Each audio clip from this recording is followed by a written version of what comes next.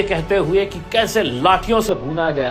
कुछ YouTube channel वाले कुछ कम नहीं है, पैसा दो तो कुछ भी कर दे। 23 सितंबर 2024 एक बहुत ही भव्य रैली पूरे महाराष्ट्र के गाड़ियां औरंगाबाद से होते हुए मुंबई की तरफ गए। बहुत ही शांतिपूर्ण तरीके से गई, बहुत ही पीसफुल तरीके से गई। कहीं कोई हुल्लड़बाजी नहीं, कहीं कोई नारेबाजी नहीं। तिरंगा लहराते हुए ये रैली औरंगाबाद से मुंबई की तरफ जब गई तो सिर्फ हिंदुस्तान ही नहीं दुनिया देखता रहा कि इतनी बड़ी रैली कैसे ऑर्गेनाइज की गई। कोई हंगामा नहीं, कोई भड़काऊ भाषण वहाँ पर नहीं हुआ। मुंबई पहुँचे, थाने में हमको रोक दिया गया। थाने के अंदर हमको बताया गया कि हम मेमोरेंडम यहीं पे देना है। तो district collector, divisional commissioner, police के सभी वरिष्ठ अधिकारी आए, हमने उनको मेमोरेंडम दिया और वहाँ से हम निकल गए। वहाँ से निकल जाने के बाद सभी लोग अपने अपने घर की तरफ चले गए और उसके बाद खेल शुरू हुआ मीडिया का। अब मीडिया किस तरीके से काम करता है आपको बहुत ज़्यादा बताने की ज़रूरत नहीं है, आप भी हर रोज़ देखते हैं, सुनते आ रहे हैं इसमें।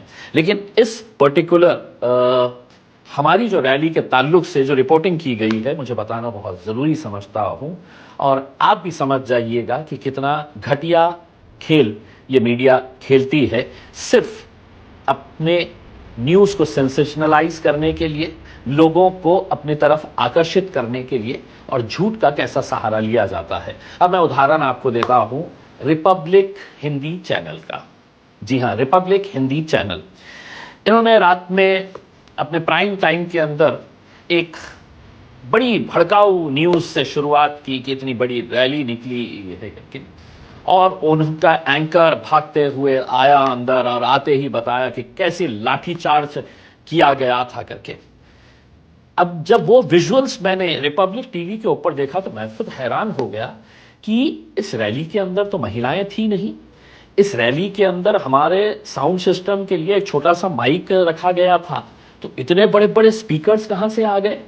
महिला वहां पर खड़ी हुई है और साथ ही साथ फिर हमारी नजर गई एक बोर्ड के ऊपर जो बता रहा था कि दिल्ली कुछ 165 किलोमीटर। तो हमने कहा हम तो मुंबई के अंदर है, ये बोर्ड तो दिल्ली के करीब का बता रहा है, ये लाठीचार्ज तो हमारा है ही नहीं, ऐसा सेटअप हमारा था ही नहीं। तो लेकिन वो रिपब्लिक हिंदी चैनल ने बखूबी उसको शुरुआत के अंदर ही चलाया और वो जो रिपोर्टर थे बड़े जोश के अंदर बता रहे थे कि कैसा लाठियों से भूना गया है करके।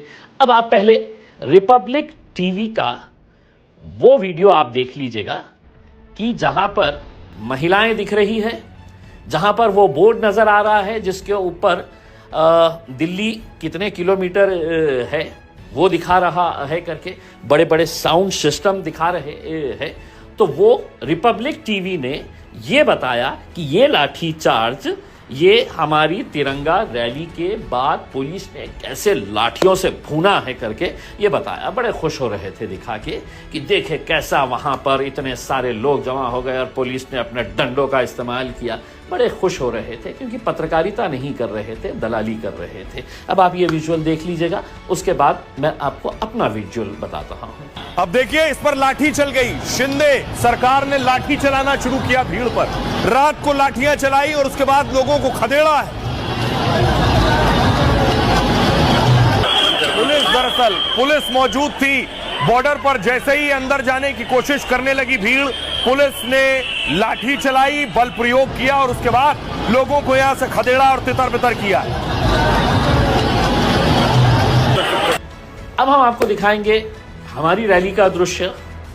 हमारी रैली जिस तरीके से आई, वहां पे जिस ग्राउंड के अंदर खड़े हुए थे, और वहां पर जब सब लोग चले गए थे, कुछ लड़के थे जो थोड़ा बहुत हंगामा कर रहे थे। पुलिस वालों ने मारे नहीं डंडे, लेकिन लोगों को वहां से भगाया और बहुत कम लोग बचे हुए थे जब पुलिस वहां से भगा रही थी। अब ये हकीकत जो हमारा वहां पे मुलुन नाके के पास का विजुअल है, ये विजुअल आप देख लीजिएगा और उसको कंपेयर कर लीजिएगा जो विजुअल रिपब्लिक टीवी चैनल और दूसरे चैनलों ने भी खूब चलाया, ये कहते हुए कि कैसे लाठियों से भूना गया। कुछ यूट्यूब चैनल वाले भी कुछ कम नहीं है, पैसा दो तो कुछ भी कर देते हैं। तो उन्होंने भी बड़ा जमकर कि कैसे लाठियां बरसाई गई AIMIM की बड़ी रैली के उसमें।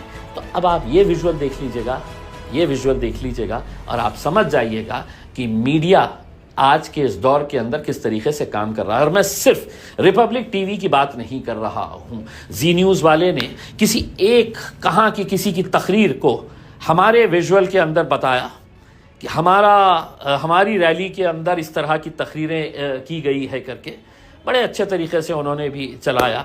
किसने एडिट किया, किसने उसको ट्विटर के ऊपर डाला, ये इसकी जिम्मेदारी हमने उनको ओपन चैलेंज किया कि मजलिस के AIMIM के या वहाँ की रैली के अंदर, जो हमारी रैली नहीं थी, सभी मुसलमान वहाँ पर इकट्ठा हुए थे अपनी नाराज़गी जताने के लिए और ये बताने के लिए कि हम हर चीज़ बर्दाश्त कर सकते हैं, अपने हुजूर की शान के अंदर गुस्ताखी नहीं बर्दाश्त कर सकते हैं। तो हम मुख्यमंत्री को संविधान की याद दिलाने के लिए वहाँ पर आए थे।